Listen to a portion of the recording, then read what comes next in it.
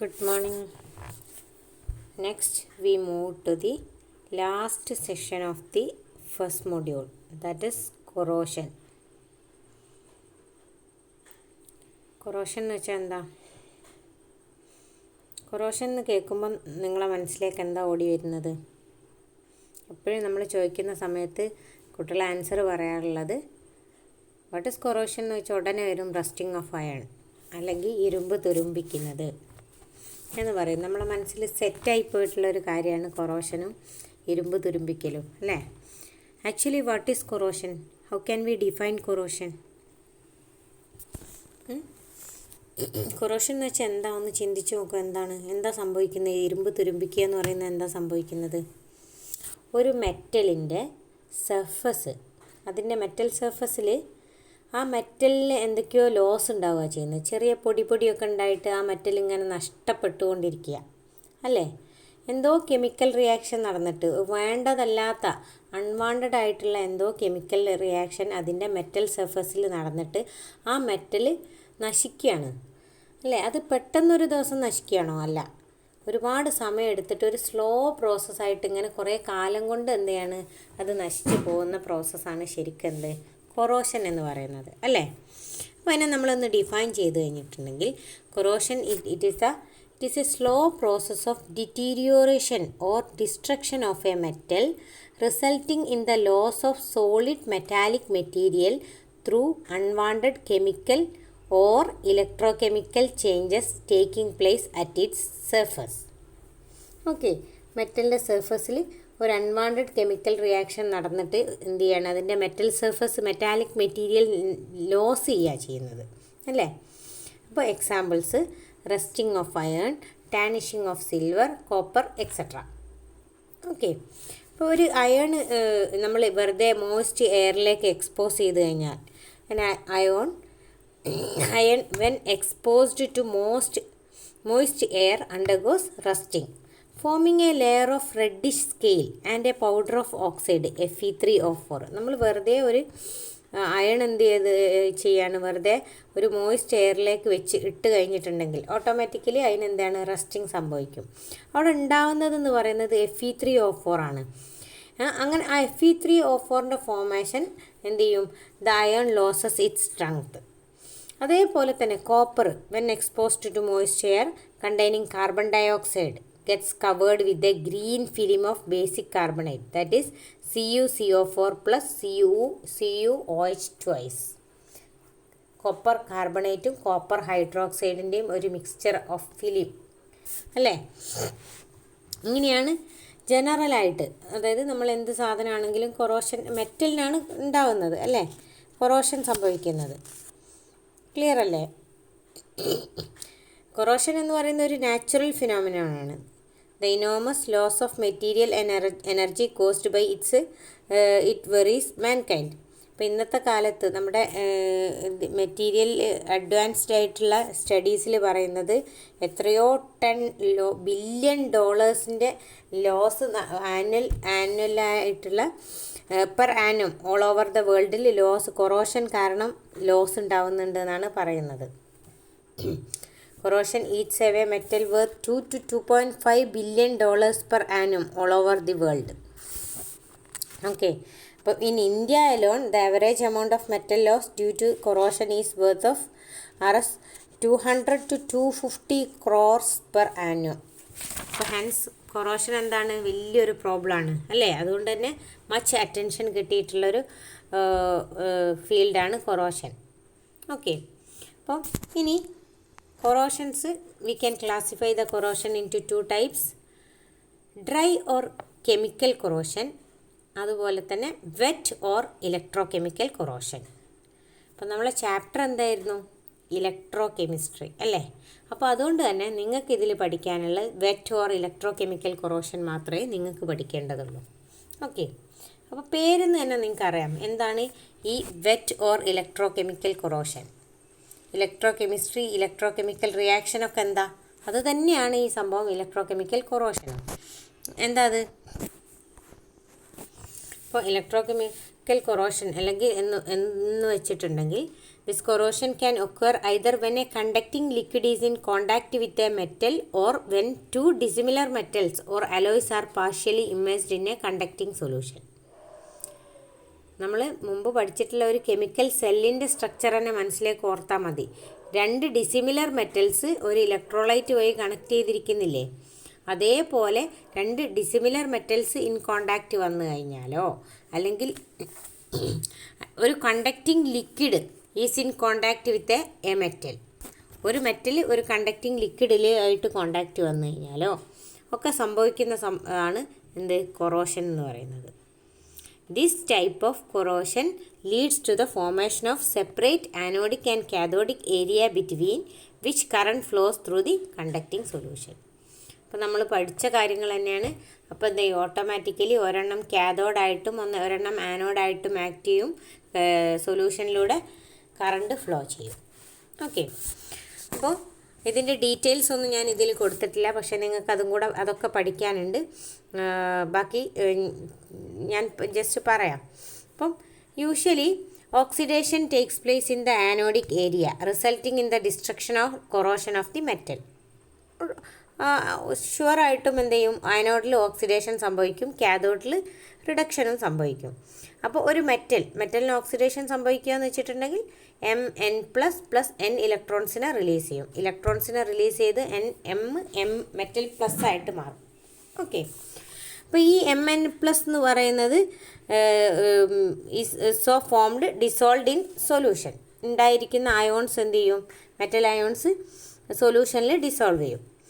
അതേസമയം reduction occurs at the cathode. Oxidation at the anode and reduction occurs at the cathode.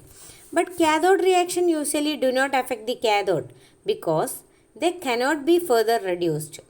Once reduce ചെയ്ത് കഴിഞ്ഞാൽ പിന്നെ എന്ത് ചെയ്യുക, പിന്നെയും എന്ത് ചെയ്യില്ല, അതിന് റിഡക്ഷൻ സംഭവിക്കില്ല. അപ്പോൾ എന്താണ്, അയോൺസ് ആണെങ്കിൽ ഓക്സിഡേഷൻ എങ്ങനെ വീണ്ടും സംഭവിച്ചുകൊണ്ടിരിക്കുകയാണ്. Hence at the cathodic part the dissolved constituents in the conducting medium accept electron to form ions like OH-, O2-, etc. അവിടെ എന്താ സംഭവിക്കുക, കാഥോഡിക് പാർട്ടിൽ dissolved constituent in the conducting medium accept electrons. എന്നിട്ട് എന്താ സംഭവിക്കുന്നത്, OH- O2- ഒക്കെ ആയിട്ട് മാറുന്നു. The non metallic ions so formed, ഈ OH- അല്ലെങ്കിൽ O2- ആയിട്ടൊക്കെ ഉള്ള അയോൺസ്, അങ്ങനെ ഫോം ചെയ്തിരിക്കുന്ന ions combine with the metal ions formed from the anodic reaction to form the corrosion product somewhere between anode and cathode. ഈ ഉണ്ടായിരിക്കുന്ന non metallic അയോൺസും ആനോഡിൽ നിന്ന് create ചെയ്ത് വരുന്ന മെറ്റൽ അയോൺസും തമ്മിൽ എന്ത് ചെയ്യാണ്, ഒരു ഫോമേഷൻ നടക്കുകയാണ്. Anodic reaction to form a corrosion product ആയിട്ട് ഫോം ചെയ്യാൻ ഇൻ ബിറ്റ്വീൻ കാഥോഡിൻ്റെയും ആനോഡിൻ്റെയും ഇടയിൽ എവിടെയോ ഒരു കൊറോഷൻ പ്രൊഡക്റ്റ് ആയിട്ട് എക്സിസ്റ്റ് ചെയ്യും. The electrons released at the anode flow through the metal and get consumed in the cathodic reaction either for evolution of hydrogen gas or by the absorption of the oxygen gas. അപ്പോൾ നമ്മുടെ metals എന്തൊക്കെ ചെയ്യുന്നുണ്ട്, metal ions ആയി മാറുന്നതിൻ്റെ കൂടെ ഇലക്ട്രോൺസിനെ release ചെയ്യുന്നുണ്ട് എന്ന് പറഞ്ഞു ആനോഡിൽ. അതെന്ത് ചെയ്യും, ആ മെറ്റൽ അയോൺസ് ആ electrons flow through the metal and get consumed in the cathodic reaction either for the evolution of hydrogen or for the absorption of oxygen. ഈ രണ്ട് കാര്യങ്ങളാണ് എന്ത് ചെയ്യുന്നത്, ഈ ഇലക്ട്രോ കെമിക്കൽ കൊറോഷനിൽ സംഭവിക്കുന്നത്. അപ്പോൾ ഈ എവല്യൂഷൻ ഓഫ് ഹൈഡ്രജൻ എന്ന് പറയുന്നത് എന്താണ്, 2H+, H++ 2 electron gives H2 gas. Okay, അതേപോലെ അബ്സോർപ്ഷൻ ഓഫ് ഓക്സിജൻ എന്ന് പറയുന്നത് half O2 + H2O + 2 electrons gives 2 OH-. അപ്പം എവല്യൂഷൻ ഓഫ് ഹൈഡ്രജൻ അല്ലെങ്കിൽ അബ്സോർപ്ഷൻ ഓഫ് ഓക്സിജൻ എന്താ ഇത് രണ്ടും, electrons released at the anode flow through the metal and get consumed in the cathodic reaction either for the evolution of hydrogen or for the absorption of oxygen. ഇനി ഏത് കേസിലാണ് ഇത് സംഭവിക്കുന്നത്, ഈ evolution of hydrogen usually occurs in acidic environment ആണെങ്കിൽ and when the anodic area is very large and cathodic area is small.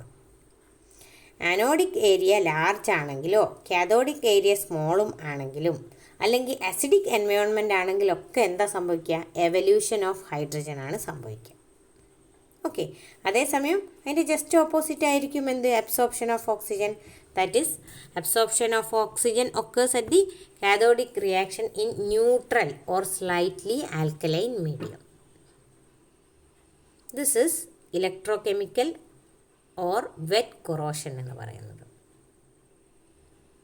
Okay, then next we move to, there are different types of electrochemical corrosions. Mainly 5 types of electrochemical corrosions are there. First one is galvanic or bimetallic corrosion. Second one is pitting corrosion. There is a mistake. It is pitting, P-I-T-T-I-N-G. Okay, this is P-I. Okay, it is like this, pitting corrosion. Okay, pitting corrosion. Then next is, third one is crevice corrosion. Fourth one is waterline corrosion. And fifth one is concentration cell corrosion.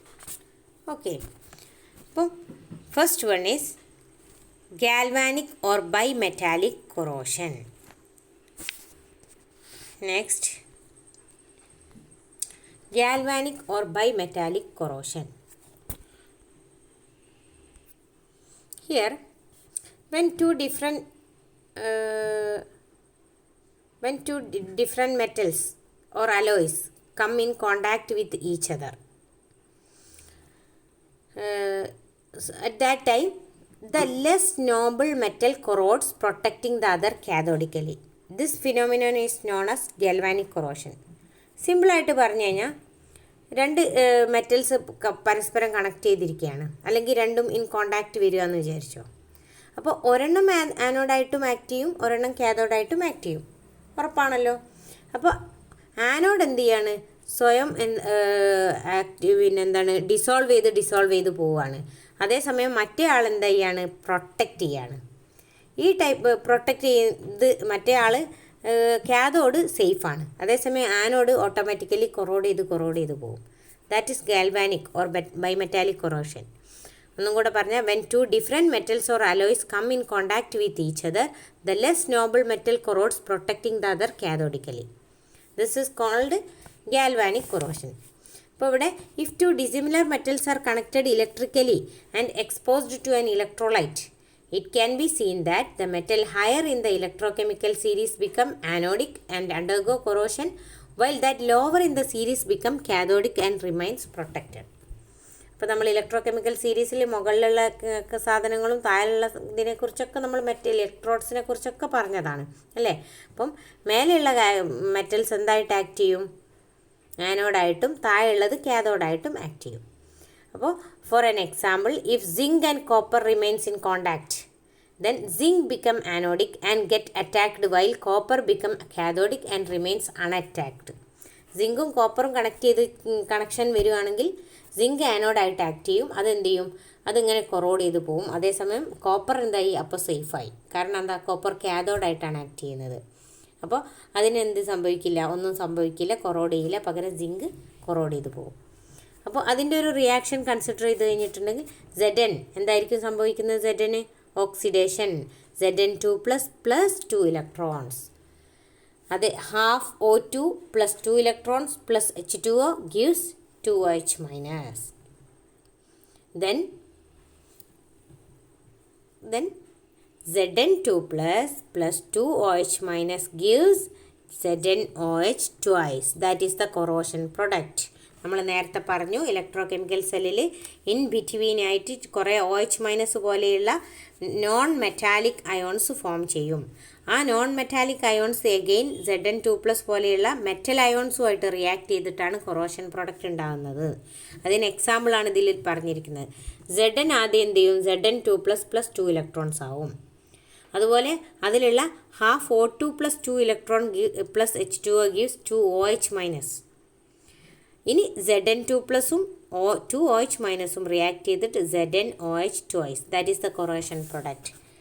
When this phenomenon is purposefully used to protect one metal by connecting a small piece of another active metal, then the more active metal which undergoes corrosion in preference to the other is called sacrificial anode, and the less active metal remains protected is said to be cathodically protected. എന്താണെന്ന് മനസ്സിലായോ പറഞ്ഞത്? നമ്മളെ കയ്യിൽ ഒരു മെറ്റലുണ്ട്, ആ metal protect ചെയ്യണം. എൻ്റെ കയ്യിൽ കോപ്പർ ഉണ്ട്, കോപ്പറിനെ എനിക്ക് പ്രൊട്ടക്റ്റ് ചെയ്യണം. അപ്പോൾ ഞാൻ ചെയ്യുന്ന പണി എന്താണെന്നറിയോ? ഇലക്ട്രോ കെമിക്കൽ സീരീസിൽ കോപ്പറിനേക്കാളും മുകളിൽ വരുന്ന ഏതെങ്കിലും ഒരു മെറ്റലിൻ്റെ ചെറിയ കഷ്ണം എടുത്തിട്ട് ഇത് തമ്മിൽ കണക്ട് ചെയ്തിടും. ഇത് തമ്മിൽ കണക്ട് ചെയ്തിട്ട് കഴിഞ്ഞാൽ എന്താ സംഭവിക്കുക?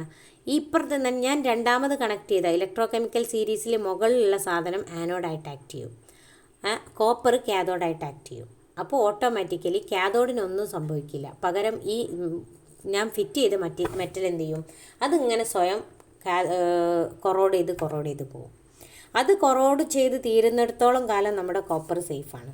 അപ്പോൾ അതിനെയാണ് നമ്മൾ പറയുന്നത് സാക്രിഫിഷ്യൽ ആനോഡ്. അതായത് ഉരുകി തീരാൻ തയ്യാറാവുന്ന ഒരാളെ നമ്മൾ ആനോഡായിട്ട് വെച്ച് കൊടുക്കുകയാണ്.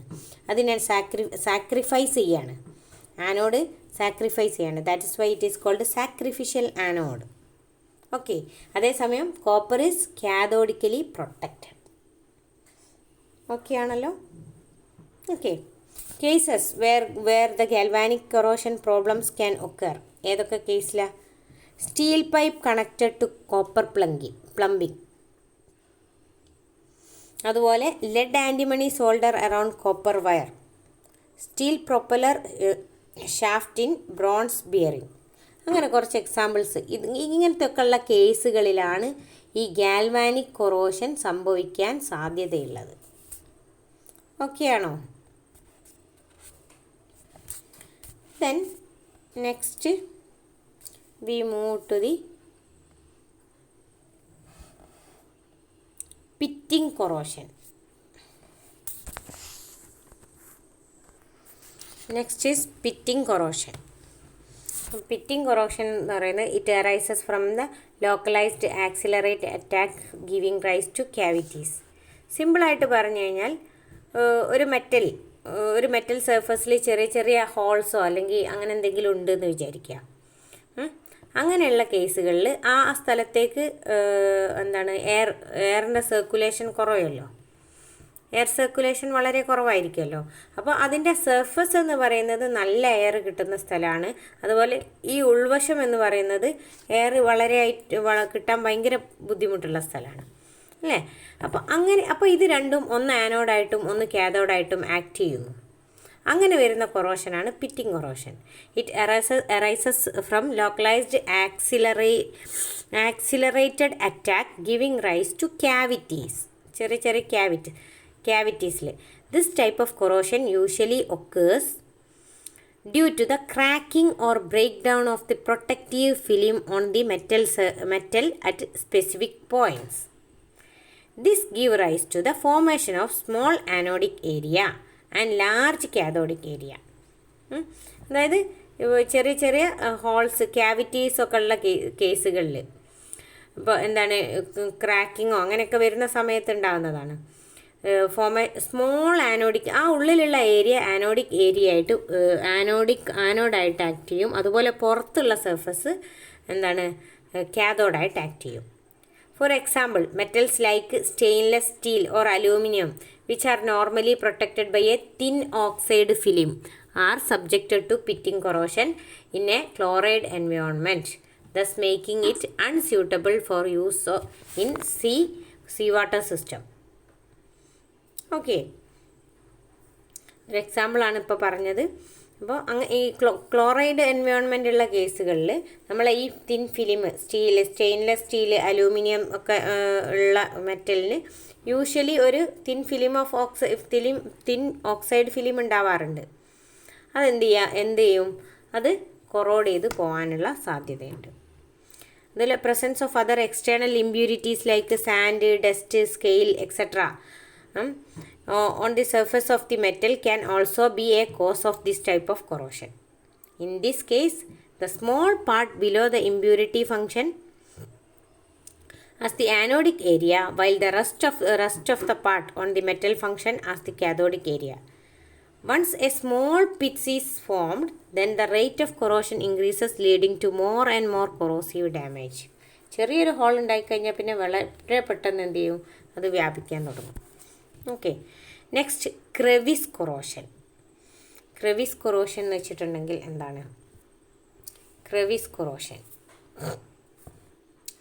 it is the accelerated attack at the junction of two metals exposed in the corrosive environment. സിമ്പിളായിട്ട് പറഞ്ഞു കഴിഞ്ഞാൽ corrosion can be described as accelerating attack to when two metals expose to corrosive environment. ഇപ്പോൾ നമ്മൾ സിമ്പിളായിട്ട് പറഞ്ഞു കഴിഞ്ഞിട്ടുണ്ടെങ്കിൽ നമ്മൾ സാധാരണ സ്ക്രൂ ഒക്കെ ചെയ്യാറില്ലേ, അങ്ങനെയുള്ള കേസുകളിൽ ഇൻ ബിറ്റ്വീൻ നട്ട് സ്ക്രൂ അങ്ങനെയൊക്കെ ചെയ്യുന്ന സമയത്ത് അതിൻ്റെ ഉൾവശവും പുറത്തുള്ള സൈഡും തമ്മിൽ എന്ത് ചെയ്യും, എയർ സർക്കുലേഷനിൽ വലിയ വ്യത്യാസം വരും അല്ലേ. അപ്പോൾ അതിൽ ഇൻസൈഡ് ഏരിയ ആനോഡായിട്ടും ഔട്ട്സൈഡ് ഏരിയ നല്ല എയർ കിട്ടുന്ന സ്ഥലം കാഥോഡായിട്ടും ആക്ട് ചെയ്യും. അങ്ങനെയാണ് ഈ കൊറോഷൻ ഉണ്ടാകുന്നത്. Okay, for example consider a crevice between different metallic objects like bolts, nuts, rivets etcetera in contact with liquids. എന്തെങ്കിലും ലിക്വിഡുമായിട്ട് കോണ്ടാക്ട് വരിക. Since the crevice area lack oxygen, it becomes the anodic region and the exposed area act as the cathode. This leads to the corrosion at anode. That is crevice corrosion. നിങ്ങൾ എന്തെങ്കിലും screw ചെയ്ത സാധനങ്ങളൊക്കെ ഓർത്തിരുന്നാൽ മതി. Okay, അപ്പോൾ അതിൻ്റെ ഇൻസൈഡിൽ എന്ത് ചെയ്യാണ്, ഇൻസൈഡിൽ exposure കുറവായിരിക്കും. അപ്പോൾ അത് ഇൻസൈഡ് പാർട്ട് ആനോഡിക് റീജിയനായിട്ടും ഔട്ട്സൈഡ് പാർട്ട് കാഥോഡിക് റീജിയനായിട്ടും ആക്ട് ചെയ്യും. Okay, this is crevice corrosion. And next is water line corrosion. നമ്മൾ ചില പാത്രങ്ങളൊക്കെ വെച്ച് കഴിഞ്ഞിട്ടുണ്ടെങ്കിൽ, വെള്ളം നമ്മൾ വെച്ച് കഴിഞ്ഞാൽ ഒരേ ലെവലിൽ വെള്ളം വെച്ച് കഴിഞ്ഞാൽ ചില ടാങ്കുകൾ, ചില സ്റ്റീൽ പാത്രങ്ങളിലൊക്കെ നമ്മൾ കാണാറുണ്ട്. ആ ലൈനിൽ, അതായത് അതിൻ്റെ മുകൾ ഭാഗത്ത് നല്ല എയർ കിട്ടുന്നുണ്ടാവും, അതേസമയം താഴെ ഭാഗത്ത് കിട്ടൂല. അവിടെ ഒരു ലൈൻ പോലെ സാധാരണ കൊറോഷൻ കാണാറുണ്ട്. ചോറ് പാത്രത്തിൽ അല്ലെങ്കിൽ കഞ്ഞിപ്പാത്രത്തിൽ കഞ്ഞിവെള്ളമൊക്കെ കുറേ ദിവസം വെച്ച് കഴിഞ്ഞിട്ടുണ്ടെങ്കിൽ അവിടെ ഒരു ലൈൻ പോലെ ഉണ്ടാവും. അതാണ് ശരിക്കും water line corrosion. When water is stored in A steel tank, it is found that the corrosion is maximum along the line just beneath the water meniscus. In such cases the highly oxygenated area above the water line act as the cathodic part and remain protected, while the portion just below the water line act as the anodic part undergoes corrosion. ആ water ലെവലിൻ്റെ തൊട്ട് താഴെയുള്ള ആൾ anodic പാർട്ടായിട്ടും പുറത്തുള്ള ആൾ cathodic പാർട്ടായിട്ടും act ചെയ്യും. This type of corrosion is seen at the ship bottoms, water tanks etcetera. ഇവിടെ സംഭവിക്കുന്നത് Fe gives Fe2++ 2 electron.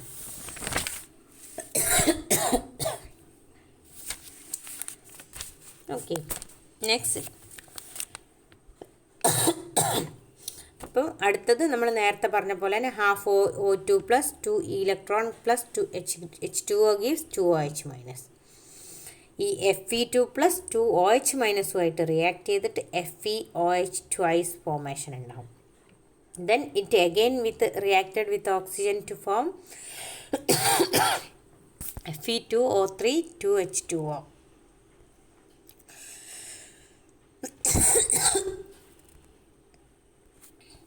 Examples seen at the seen at the ship bottoms അതുപോലെ water tanks are the examples for this corrosion. Then next, concentration cell corrosion. എന്താണ് concentration cell corrosion? This type of corrosion arises when a metal is either partially immersed in a solution or when partially covered with dust, sand or water drops, etc. ഒരു metal പകുതി സൊല്യൂഷനിൽ ഇറങ്ങിയിരിക്കുക അല്ലെങ്കിൽ പകുതി എന്തെങ്കിലും സാധനം കൊണ്ട് covered ആയിട്ടിരിക്കുക. അപ്പോൾ ഓട്ടോമാറ്റിക്കലി ഔട്ട്സൈഡും ഇൻസൈഡും തമ്മിലുള്ള, അതായത് ഈ രണ്ട് പാർട്ടുകൾ തമ്മിൽ ഒരു ഡിഫറൻസ് വരും അല്ലേ, ഓക്സിജനേഷന് ഡിഫറൻസ് വരും. Here the less aerated area act as the anode and it undergo corrosion, while the more aerated area act as the cathode. ഉറപ്പാണല്ലോ. ഓക്സിജൻ നന്നായിട്ട് കിട്ടുന്ന അല്ലെങ്കിൽ എയറുമായിട്ട് നല്ല കോണ്ടാക്റ്റ് കിട്ടുന്ന സ്ഥലം കാഥോഡായിട്ടും കുറച്ച് കോണ്ടാക്റ്റ് കിട്ടുന്ന സ്ഥലം ആനോഡായിട്ടും ആക്ട് ചെയ്യും. എന്ത് ചെയ്യും, ആ ഭാഗം കൊറോഡ് ചെയ്യാൻ തുടങ്ങും. Examples are corrosions of knives, heater handles etcetera. അപ്പോൾ ഇവിടെ എന്താണ്, this type of corrosion is also known as differential aeration corrosion. കാരണം എന്താ, രണ്ട് സ്ഥലത്തുള്ള എയറേഷൻ്റെ ഡിഫറൻസ് തന്നെയാണ്. That's why it is called differential aeration corrosion എന്നും ഇതിനെ അറിയപ്പെടുന്നുണ്ട്. ഓക്കെ, ഇത്രയാണ് എന്താണ് ഡിഫറെൻറ്റ് ടൈപ്സ് ഓഫ് കൊറോഷൻ എന്ന് ഇലക്ട്രോ കെമിക്കൽ കൊറോഷൻ എന്ന് പറയുന്നത്.